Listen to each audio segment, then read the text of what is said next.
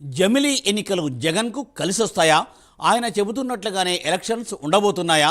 ఇకపై క్షేత్రస్థాయిలో నిత్యం ఆయన ఉండబోతున్నారా? ఏకకాల ఎన్నికలు ఆ పార్టీకి బూస్టప్ ఇస్తాయా? జగన్ జిల్లాల పర్యటనలో రూట్ ఎలా ఉండబోతోంది?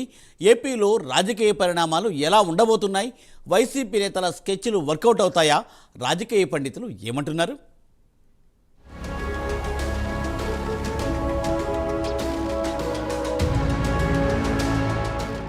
జమిలీ ఎన్నికలపై వైసీపీ అధినేత జగన్ కోటి ఆశలు పెట్టుకున్నట్టు కనిపిస్తోంది.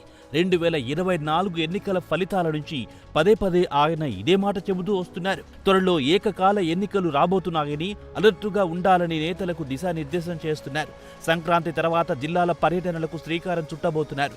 ఈ క్రమంలోనే జమిలీకి కేంద్ర సర్కార్ జై కొట్టింది. ఇందుకు సంబంధించి 2 బిల్లులకు ఆమోదం తెలిపింది. దీంతో జగన్ అనుకున్నట్టుగానే ఎన్నికలు జరగబోతున్నాయన్న చర్చ నడుస్తోంది.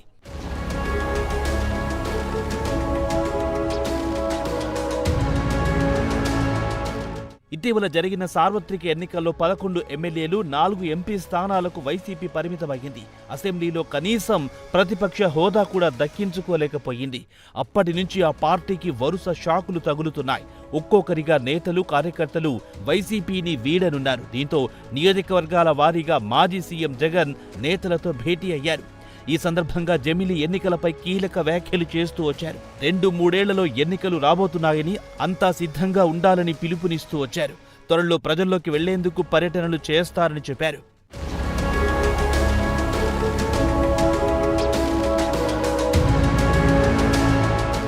కొంతకాలంగా దేశవ్యాప్తంగా జమిలీ ఎన్నికల హడావిడి నడుస్తోంది. దీంతో ముందుగానే జగన్ జిల్లాల టూర్లకు వెళ్తున్నారని రాజకీయ పండితులు చెబుతున్నారు. వచ్చే నెల నుంచి వారంలో 2 రోజుల పాటు జిల్లాల్లో ఉండనున్నారు.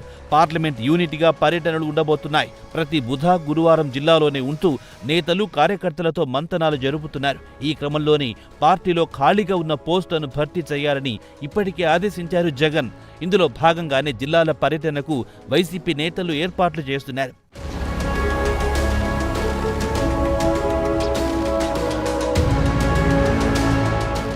జిల్లాల పర్యటనలో ప్రభుత్వ విధానాలపై వైసీపీ అధినేత ఎండగడతారని ఆ పార్టీ నేతలు చెబుతున్నారు. సూపర్ 6 అంటూ అధికారంలోకి వచ్చి ఏ ఒక్క పథకాన్ని ఆచరణలో పెట్టలేదని అంటున్నారు. జమిలీ ఎన్నికలను దృష్టిలో పెట్టుకుని జగన్ మరింతగా ప్రజల్లోకి వెళ్తారని అంటున్నారు వైసీపీ నేతలు. మరి ఏకకాల ఎన్నికల విషయం ఆ పార్టీకి ఏ మేరకు బూస్ట్ ఇస్తుందో చూడాలి.